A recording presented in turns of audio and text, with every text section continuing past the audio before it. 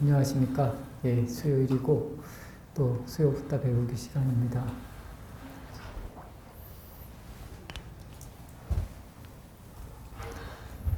날씨가 점점 따뜻하게 이렇게 봄이 되어가는 과정인 것 같습니다.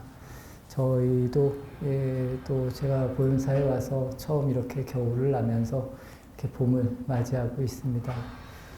세상은 계속 변합니다. 우리가 이 변화 속에서 얼마만큼 더 평온함을 유지할 수 있을지, 또 내가 이 주변의 욕망으로부터 얼마만큼 더 평온하게 살아갈 수 있을지를 만드는 것이 저는 이 불교에 있어서의 또 이렇게 부처님 생애를 배우는 우리들에게 가장 큰 의미이고 목적이지 않을까 싶습니다.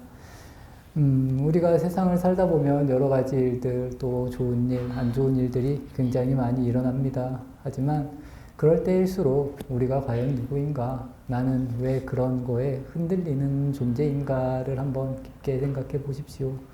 오늘부터 이제 부처님 생애를 이야기하는 부처님 출가에 대해서 이야기를 할 건데, 오늘 나오는 이야기도 이제 그런 이야기입니다. 부처님께서 이 세상, 그리고 그동안 살았던 즐거움, 쾌락을 버리시고 이제 고행 아니면 출가의 길로 들어서는 그런 부분입니다.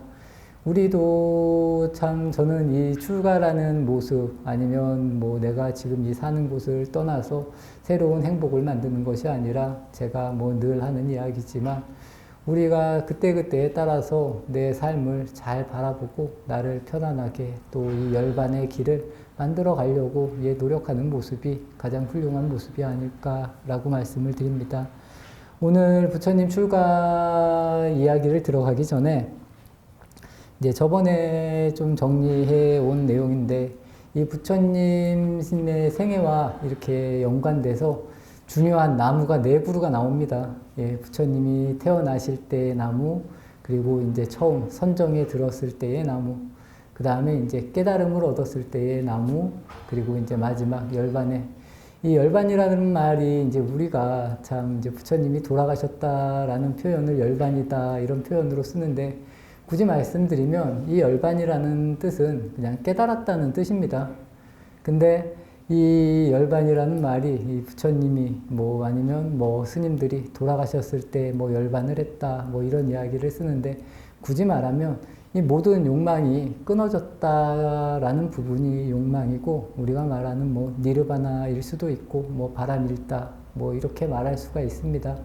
근데 이제 말을 이제 이렇게 열반이다, 뭐 반열반이다, 뭐 무여열반이다, 유여열반이다 이렇게 이야기하는 게, 이제 뭐 유여열반 같은 경우는 내가 있는 자리에서, 지금 이 자리에서 그냥 깨달아서 욕망이 없다, 욕망이 사라졌다라는 의미고, 이제 몸이 없어졌다는 의미를, 이제 돌아가셨다는 의미를 무여열반이다라고 이렇게 표현을 했는데, 이 열반, 이제 돌아가셨다는 표현이 열반보다는 뭐 입적이나 이런 표현이 더 맞지 않을까 싶습니다. 하지만 그동안 쓰여온 말이 이 열반이기 때문에 그렇게 뭐 이해를 해주셔도 뭐 나쁘지는 않을 것 같습니다. 그래서 부처님이 탄생하신 나무는, 이 부처님의 아까 말한 것 같이 나무가 네 그루가 나오는데, 이 나무가 인도에서 지금도 그냥 흔히 있는 그런 나무라는 겁니다. 우리나라에 뭐 소나무, 느티나무 뭐 이런 거 할 것 없이, 중요한 것은 뭐냐면 이 부처님이 이 나무 밑에서 태어나시고, 이 나무 밑, 이 수하라는 말이 많이 나옵니다. 경전을 보면 나무 밑이라는 이야기인데, 이 나무 밑이라는 의미가 그만큼 뭐 제 개인적인 생각에는 명상에도 도움이 됐던 것 같고, 뭐 삶 속에서 그렇게 이렇게 연결이 되어져 있는 부분, 아니면 부처님께서 정말 청빈하게 살았다라는 그런 모습일 수도 분명히 있는 것 같습니다. 그래서 처음 부처님의 탄생하신 나무는 아쇼카 나무, 일본, 이제 인도 말로는 아쇼카 나무고, 이제 우리나라 이제 한역으로 바꿨을 때는 무우수 나무라고, 근심 걱정이 없는 그런 나무라는 뜻입니다. 그 아쇼카 나무 밑에서 이제 태어나셨고, 두 번째는 이제 삼매의 나무라고 합니다. 이 저번 시간에 잠부나무 아래에서 선정이라는 그 나무가 바로 이 잠부나무라는 나무고, 이 우리나라 쪽 이제 한자로 이 말을 옮기면 연부수라고 합니다. 연부수. 연부수가 뭐냐면 이 연부제라는 게 뭐냐면 이제 수미산의 남쪽, 이제 남섬부주라는 말이 있습니다. 지금 우리가 사는 세계를 말합니다. 그 남섬부주를 연부제라고 말하고 이 연부제 북쪽에 있는 큰 나무가 이 연부수였다는 겁니다. 근데 제가 아까 말씀드린 것과 같이 일반적으로 많이 있는 나무들 그리고 이 연부수 나무 밑에서 이제 잠부나무 아래서 부처님이 처음 이제 선정을 드렸다고 해서 삼매의 나무라고도 부르고 뭐 잠부나무, 연부수 이렇게 부릅니다.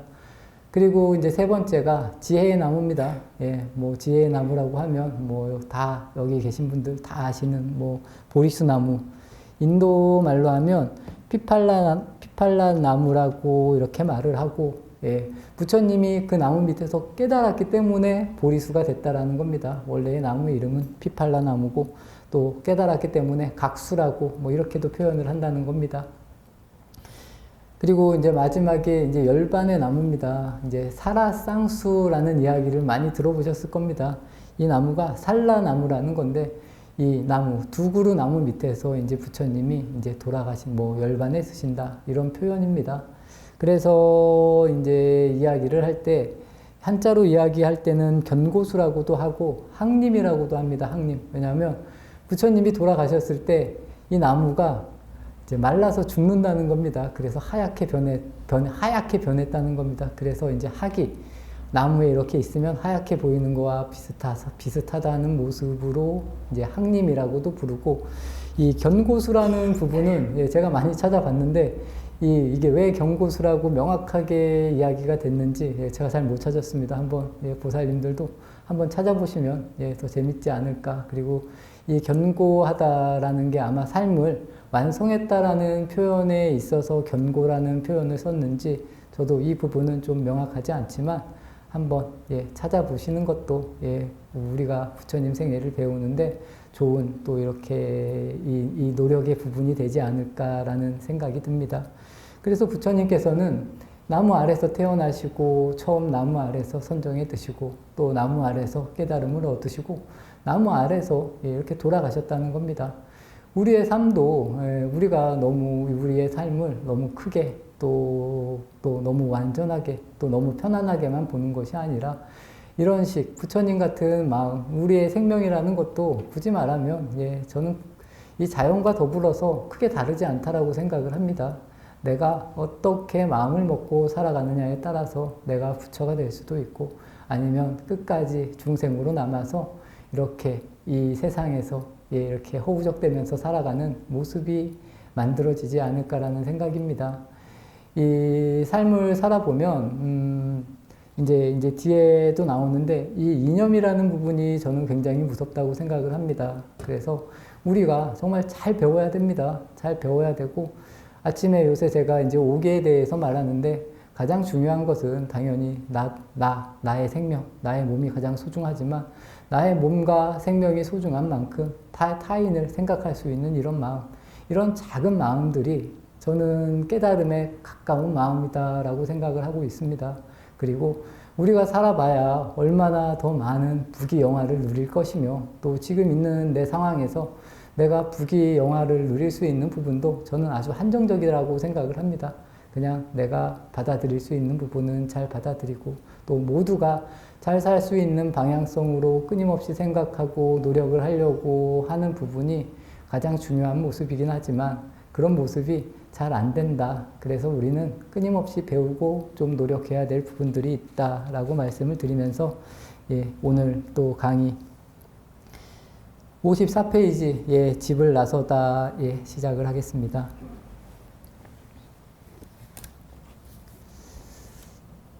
예, 54페이지 예, 집을 나서다 부분에서 한 네 번째 줄 내려와서 한 나그네가부터 예, 좀 읽어드리겠습니다. 한 나그네가 광야를 거닐다가 코끼리를 만나 도망치고 있었다.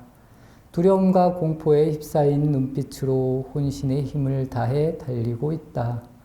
마을은 아득하고 나무 위건 돌틈이건 안전한 곳은 없다. 숨을 곳을 찾아 사방으로 내달리다 겨우 발견한 곳이 바닥이 말라버린 우물이다. 저곳이면 그래도 괜찮겠지. 우물 곁 등나무 뿌리를 타고 아래로 내려가다가 그는 다시 소스라치게 놀랐다. 컴컴한 바닥에 시커먼 동룡이 입을 떡하니 벌리고 있는 것이다. 그때서야 먹잇감을 노리며 사방에서 혀를 널름거리는 4마리 독사가 눈에 들어왔다. 다시 위로 가야 할까 그는 하얗게 질려버렸다. 쫓아온 코끼리가 코를 높이 치켜들고 포효하고 있었다. 올라오기만 하면 밟아버릴 태세였다. 믿을 것이라고는 가느다란 등나무 뿌리 한 줄기뿐이다. 그러나 그 뿌리마저 흰지와 검은지가 나타나 번갈아가며 갉아먹고 있다. 이제 어떻게 해야 하나 두려움과 공포에 질린 얼굴 위로 무언가 떨어져 입으로 흘러들었다. 꿀이었다. 등나무 덩굴 위에 벌집이 있었던 것이다. 똑똑똑똑똑. 5방울의 달콤함과 감미로움에 취해 그는 눈을 감아버렸다. 바람에 나무가 흔들릴 때마다 벌들이 쏟아져 나와 온몸을 쏘아대고 2마리 쥐가 쉬지 않고 뿌리를 갉아먹고 사방에서 독사들이 쉬식거리고 사나운 들불이 일어나 광야를 태우는데도 그는 눈을 꼭 감고 바람이 다시 불기만 기다렸다. 5방울의 꿀맛 기억하고 그 맛을 다시 볼 순간만 기약한 채 그는 모든 고통과 두려움을 잊고 있었다. 나의 삶도 이 나그네와 다를 바 없지 않은가. 예. 지금 이 부분이 이 안수정등이라고 하는 고사의 내용입니다. 부처님께서 출가하시기 전에 이렇게 생각을 하시는 부분인데 우리의 삶도 이러지 않을지 한번 깊게 생각해 보시면 좋지 않을까라는 생각에서 함께 읽어들었습니다. 안수정등이라는 뜻은 안수라는 게 언덕 위의 나무이고 그 나무 아래 이제 우물이라는 뜻, 정등이라는 뜻이 그런 뜻입니다. 이 등나무 아래 우물이라는 뭐 그런 뜻입니다. 여기서 보면 굉장히 많은 의미를 이렇게 품고 있습니다. 첫 번째로 시작을 하면 이 한 나그네라는 표현은 이제 우리 중생들을 나타내는 표현입니다. 이 큰 절이나 이런 데 가면 이 안수정등을 가지고 이렇게 이 벽에 이렇게 그림이 많이 그려져 있는, 그리고 웬 사람이 나무 줄기를 붙잡고 이렇게 매달려 있는 그림들을 보신 적이 있을 겁니다.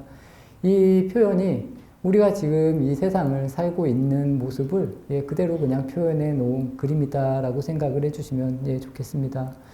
한 나그네는 우리의 모습, 중생을 나타내는 것이고, 광야를 거닐다가 이 광야라는 부분이 이제 무명 아니면 긴 밤이라고도 표현되는데 우리가 이 무명 속을 헤매고 있다라는 그런 표현입니다.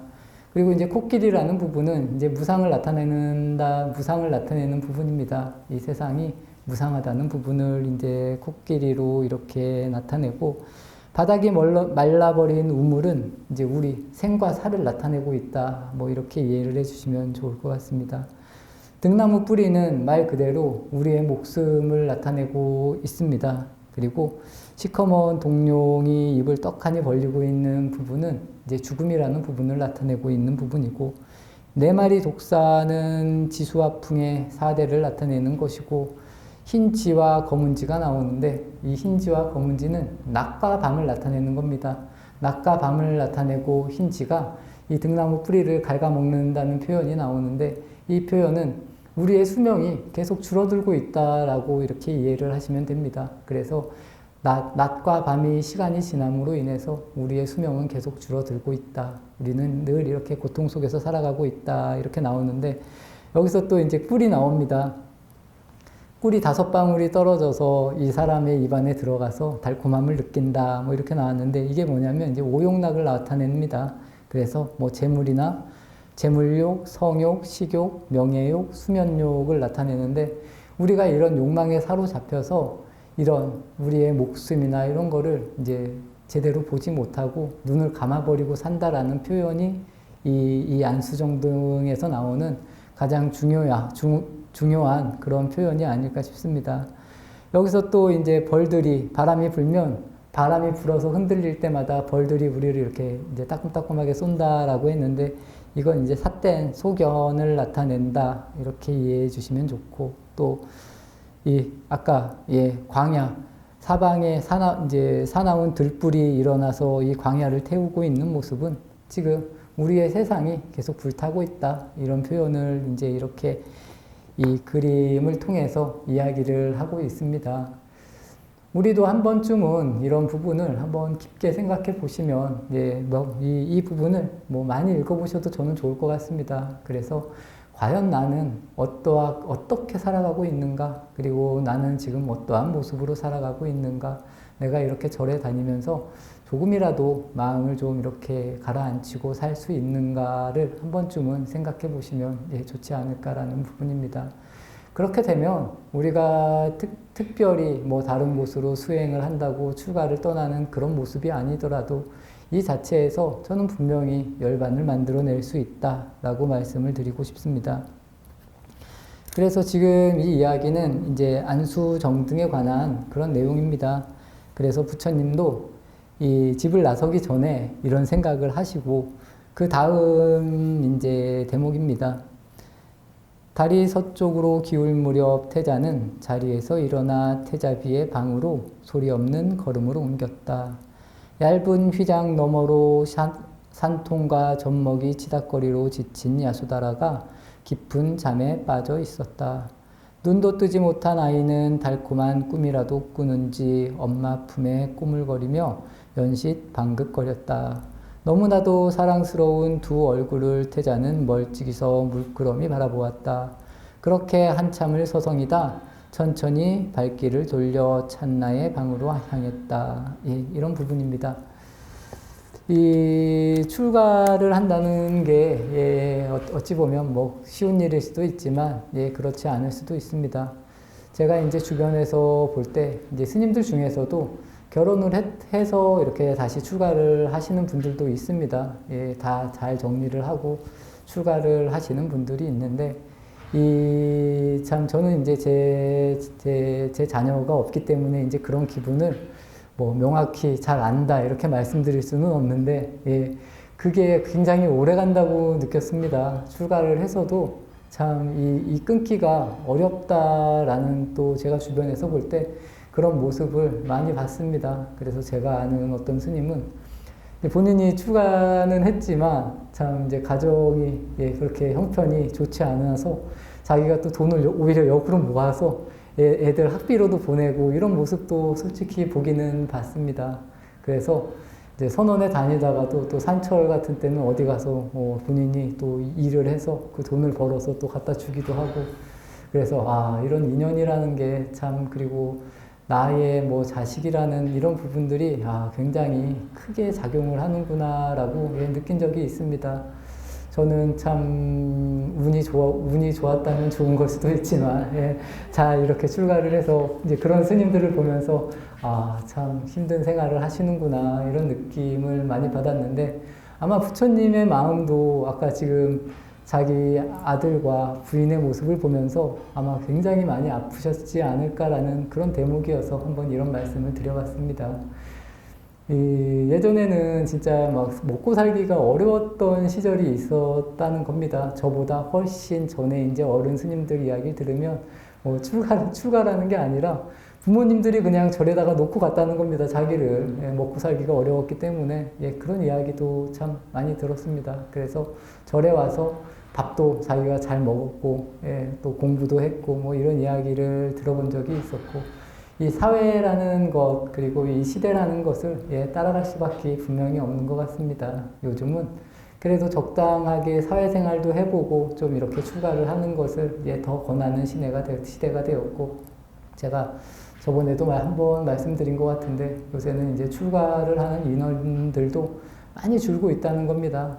사람들이 출가를 안 한다는 겁니다. 출가를 하면 제 생각에 그렇게 힘든 것 같지는 않은데 출가를 왜 안 하는지 잘 모르겠습니다. 그래서 아마 부처님의 이 출가는 굉장히 힘드셨지 않았을까 그리고 아주 큰 마음을 내서 출가를 하신 게 아닐까라는 그런 대목입니다. 다음 장으로 넘어가서 첫 번째 줄입니다. 늙고 병들어 죽어야만 하는 이 고통과 근심을 해결하지 못한다면 고향으로 돌아오지 않으리라. 최상의 진리를 얻기 전에 결코 나를 키워주신 마하빠자파티와 아내 야소다라를 찾지 않으리라. 부처님이 이제 이 태자가 태어나고 일주일간 이제 행사가 막 있었다는 겁니다. 이제 왕자, 이제 부처님의 아들 태자가 다시 이제 태어나서 막 일주일 동안 이 행사를 하고 모든 사람들이 지쳐서 이제 주무시는 순간에 이제 부처님께서 이제 집을 나서는 그런 대목인 것 같습니다. 다음 장에 이제 57페이지 중간쯤에 내려가면, 찬나야, 인생이란 홀로 태어나 홀로 죽는 것. 어찌 영원한 동반자가 있겠느냐. 늙고 병들어 죽어야 하는 험난한 여정 속에서 너와 난들 어찌 영원히 함께할 수 있겠느냐. 나는 이제 새 길을 갈 것이다. 이런 부분입니다. 우리도 제 생각에 한번 잘 이런 글들을 잘 잘 되새겨 보시면 저는 많은 도움이 될 것 같습니다. 우리의 인생에 있어서 우리가 홀로 태어나서 홀로 죽습니다. 이런 부분들을 내가 잘 받아들이면 내가 더 편안한 생활을 할 수 있는 것이고, 그렇지 않으면 더 힘든 생활을 한다라는 겁니다. 아무리 좋은 친구, 좋은 애인들, 좋은 사랑을 한다고 해도 영원한 동반자가 어디에 있겠습니까? 우리의 삶은 우리 혼자 어찌 보면 묵묵히 아니면 외롭게 걸어갈 수밖에 없는 그런 모습이 아닐까 싶습니다. 이 출가한 스님들을 말할 때 이렇게도 말합니다. 진짜 이 외로움이 툭툭 떨어져야 진정한 수행자의 모습이다라고 이런 이야기를 합니다. 우리의 삶이 혼자 있다라고 해도 저는 아직까지는 크게 외롭다, 아직 젊기 때문에 그럴 수도 있겠지만 그런 모습입니다. 앞으로도 그리고 끝까지 이런 모습을 지키면서 살아가려고 당연히 노력을 해야 된다라고 생각을 하고, 여기에 계신 분들도 마찬가지라고 봅니다. 내 몸의 아픔이라던가 나의 슬픔은 다 내가 해결을 해야 되는 문제지 타인이 절대로 해결해 주지 않는다는 겁니다. 이 공부도 마찬가지입니다. 타인이 나를 대신해 줄 수 없다는 겁니다. 우리가 밥을 먹는 것도 마찬가지듯이 이 공부도 마찬가지고, 우리가 살아가는 것도 우선은 이 주변으로 인해서 여러 가지 즐거움을 이렇게 맛볼 수도 있지만, 그게 아까 말한 꿀이 떨어지는 그런 광경일 수도 분명히 있다라는 겁니다. 하지만 그런 삶을 버리라는 건 절대로 또 아닙니다. 그런 걸 보되 명확히 볼 수 있는 내 안목을 아니면 내 눈을 만들면 된다는 겁니다. 그러면 내가 크게 실수하는 일이 적어진다라고 이렇게 이해를 해주시면, 그리고 내가 그 욕망에 사로잡히는 일이 더 적어진다라고 이해를 하시면 좋을 것 같습니다. 끝에서 두 번째 줄입니다. 만나면 헤어짐이 있기 마련이다. 나를 낳아주신 어머니와도 이래 만에 죽음으로 이별해야 했는데 너와 헤어짐이 없을 수 있겠느냐.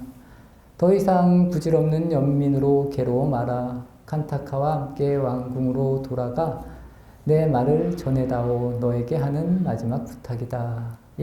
부처님이 이렇게 이제 29살 되던 해에 이렇게 출가를 하십니다.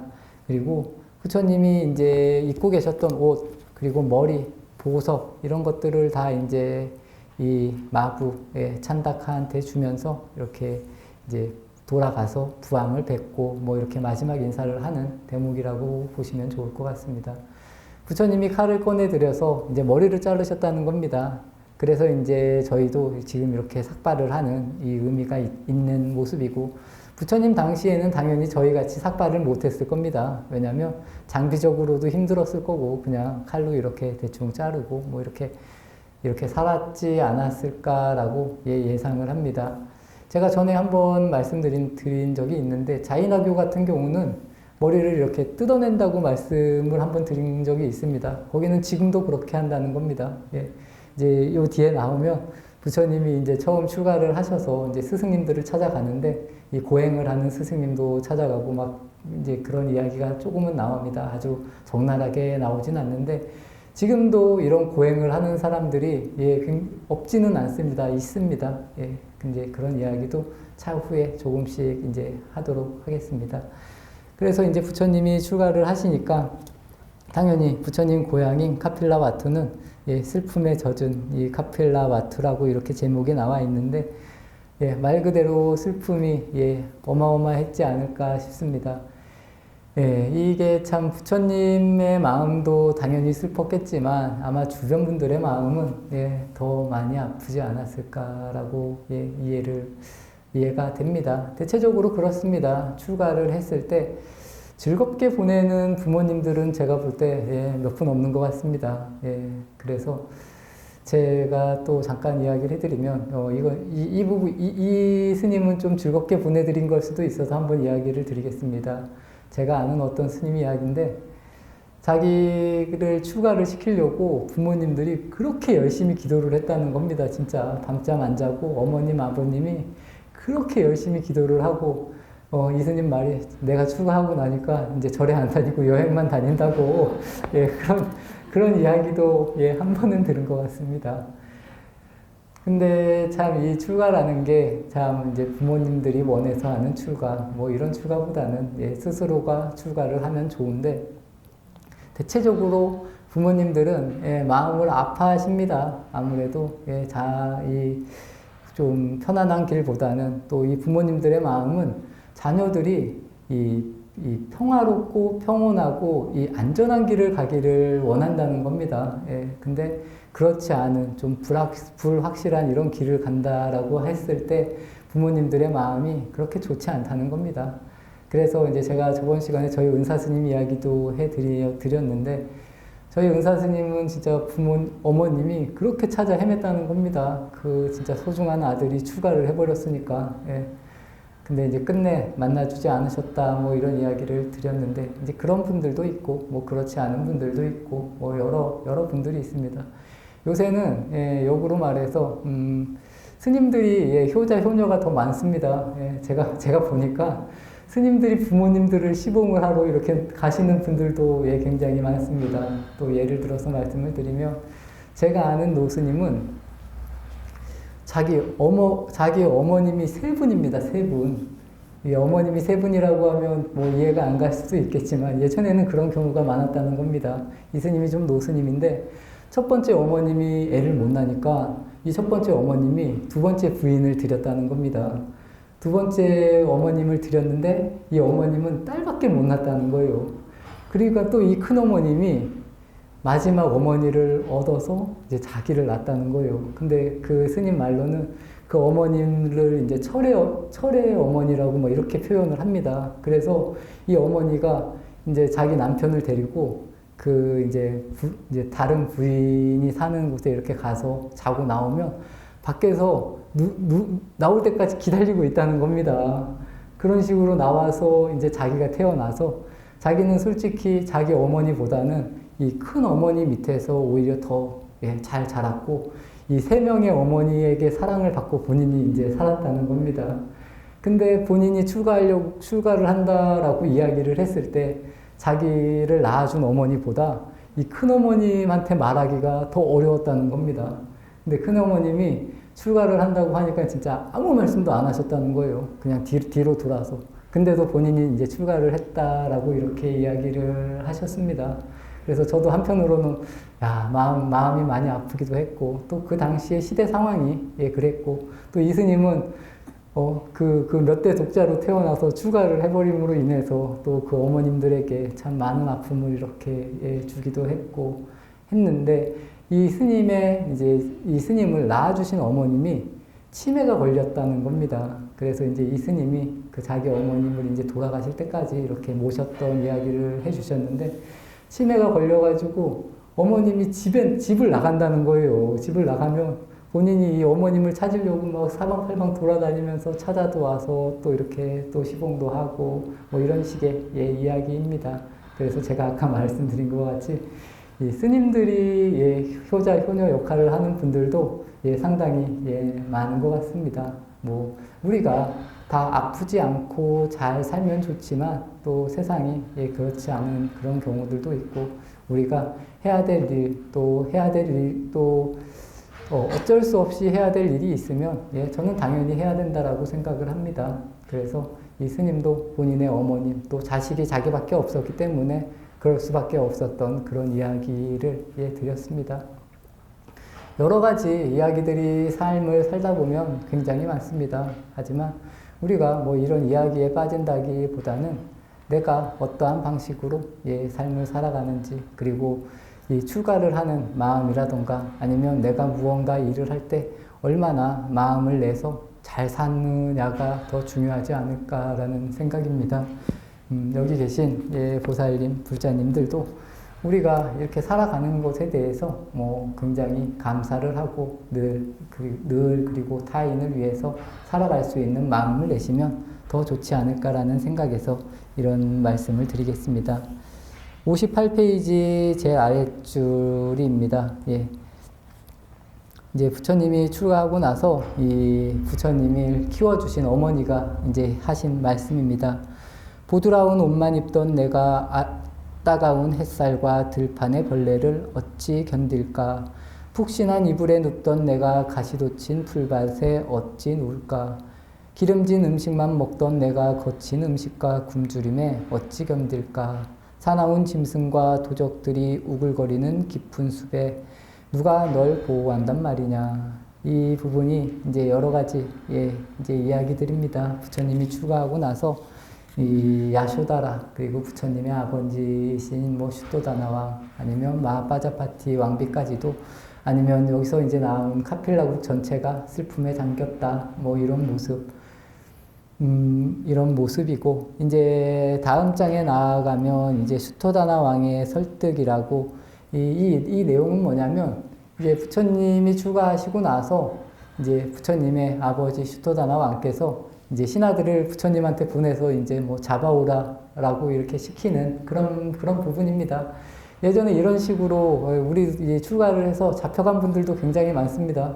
제가 또 이야기를 잠깐 드리면, 제가 또 굉장히 존경했던 한 스님이 있습니다. 이 스님이 이제 굉장히 머리도 좋고, 이제 이 스님도 이제 저보다는 연배가 굉장히 많은데, 뭐 공부도 잘하고 해서 뭐 대학을 졸업하자마자 이렇게 대학 교수가 됐다라고 하는 뭐 그런 스님인데, 이 스님이 출가를 하니까 이제 집에서 이제 부인하고 뭐 식구들이 와서 몇 번을 잡아갔다는 겁니다. 잡아가서 이제 마지막에 출가할 때는 이 스님이 이제 굉장히 나이를 먹어서 출가를 해서 이제 저같이 정식으로 출가한 건 아니고 그냥 이제 뭐 가수계라고 해서 스님들한테 그냥 혼자 수계를 받아서 수행을 하는 그런 스님들도 있습니다. 그래서 이 가족들의 마음이 그만큼 마음이 아파하고 또 자식이 있고 하면 출가하기가 더 어려워지는 그런 모습인 것 같습니다. 그렇지만 부처님께서는 본인의 나라까지도 이렇게 버리고 또 모든 부귀와 영화를 이렇게 놓아버리고 출가를 한다는 모습이 그렇게 쉬운 모습은 저는 아닐 것 같습니다. 예전에 이제 우리나라에서도 왕자들이나 이게 뭐 공주 뭐 이런 사람들이 출가를 많이 합니다.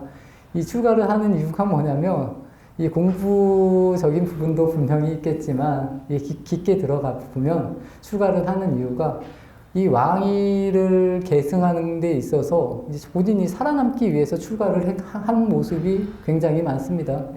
왜냐하면 내가 왕자로 계속 남아있으면 분란의 여지가 있기 때문에 미리미리 안 될 사람들은 뭐 알아서 출가를 한다거나, 아니면 뭐 출가를 해 있다가 뭐 나중에 왕위를 이을 사람이 없어서 다시 불려가는 경우도 분명히 있었습니다. 그래서 그런 경우로 이렇게 출가를 하는 경우가 있지, 이렇게 부처님 같이 모든 걸 버리고 이렇게 출가하시는 분들도 분들은 저는 더 적지 않을까라는 생각입니다. 그래서 이제 부처님이 처음으로 이제 이 출가를 하셔서 어느 곳에 이 부분은 다음에 읽어도 될 것 같고, 슈토다나 왕의 설득이 있습니다. 61페이지 중간쯤 보시면, 보살은 허술하고 더럽기 짝이 없는 한 벌의 옷으로 강렬한 떼약빛을 건디며 맨발로 쿠시나가라로 향하였다. 끼니가 되어도 제대로 먹을 수 없었고 밤이 되어도 편히 쉴 수 없었다. 난생 처음 굶주림과 목마름 그리고 고달픔을 느꼈다. 길가 나무 등걸에 기대에 갈라진 발을 문지르며 아픔을 달랬다. 예, 이 모습은 당연히 부처님께서는 그동안 이런 삶을 살지 않았기 때문에 이렇게 느끼는 부분이다. 그리고 이런 부분을 가지고 당연히 부처님의 주변에서는 부처님이 이제 고생을 한다라고 이렇게 생각을 하고 마음을 아파하는 그런 부분이 아닐까 싶습니다. 그리고 이제 부처님을 이제 이렇게 계속 구하러 이제 사람들이 왔다라는 겁니다. 그래서 62페이지 네 번째 줄에 보면 부처님이 하시는 말씀입니다. 이 앞에부터 읽으면은 이제 부처님이 출가를 하셔서 이제 부처님을 찾으러 오신 분들이 부처님께 계속 이야기를 하는 그런 대목입니다. 그래서 아버지나 이제 부왕이나 아니면 뭐 부처님의 뭐 반려자이신 야소다라 공주님이 다 침식을 잊은 채 이제 부처님이 오기를 기다리고 있다. 빨리 아버님의 마음과 국가의 마음을 이해해달라라고 하는 이런 부분에 부처님께서는 이렇게 말씀을 하신다는 겁니다. 제가 어찌 부왕의 은혜를 모르고 어머니의 깊은 정을 모르겠습니까? 야쇼다라와 라울라가 어찌 사랑스럽지 않겠습니까? 제가 출가하려는 것은 부모님을 모시기 싫어서도 아니고 가족이 싫어서도 아닙니다.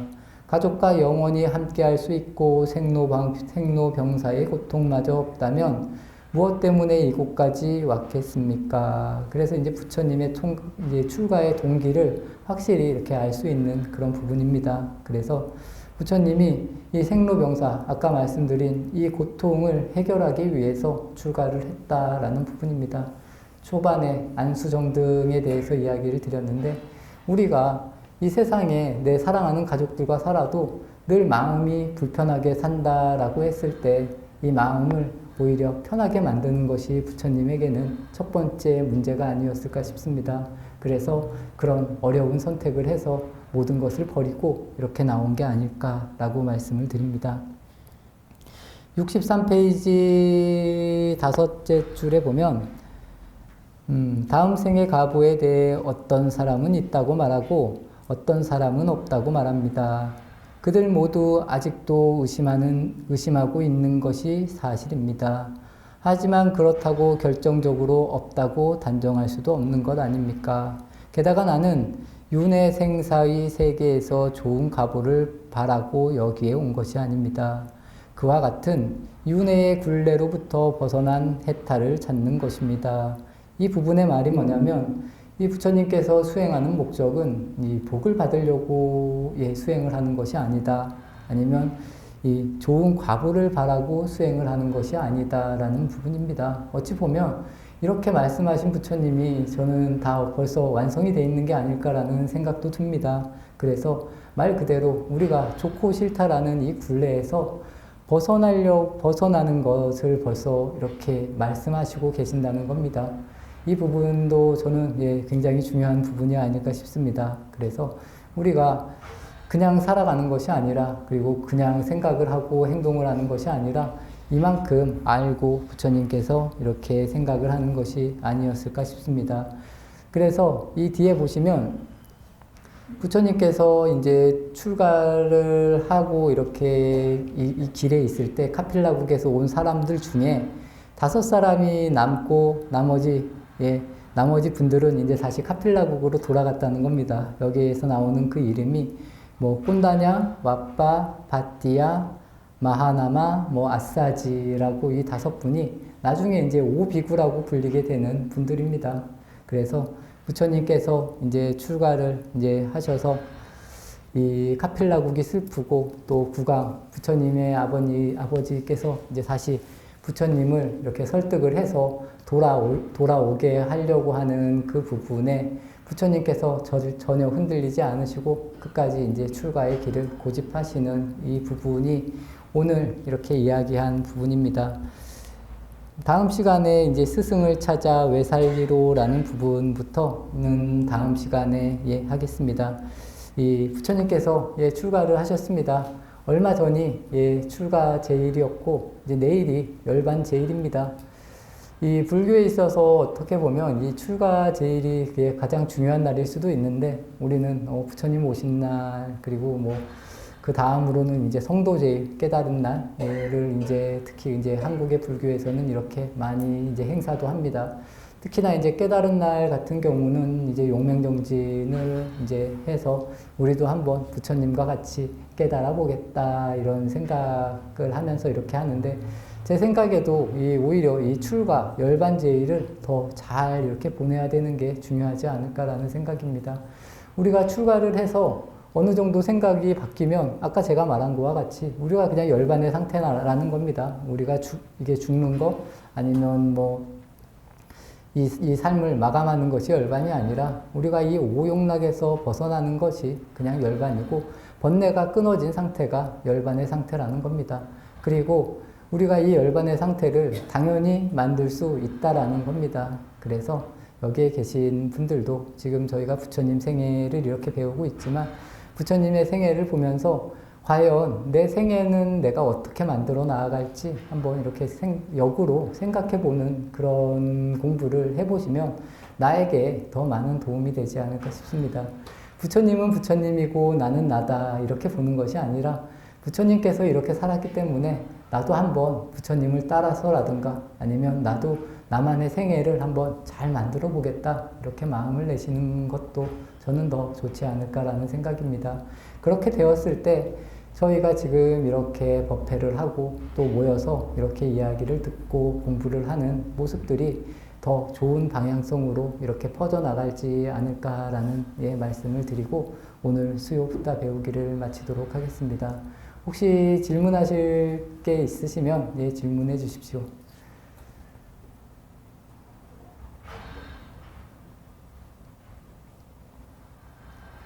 질문이 없으시면 오늘 수요 붓다 배우기 마치겠습니다.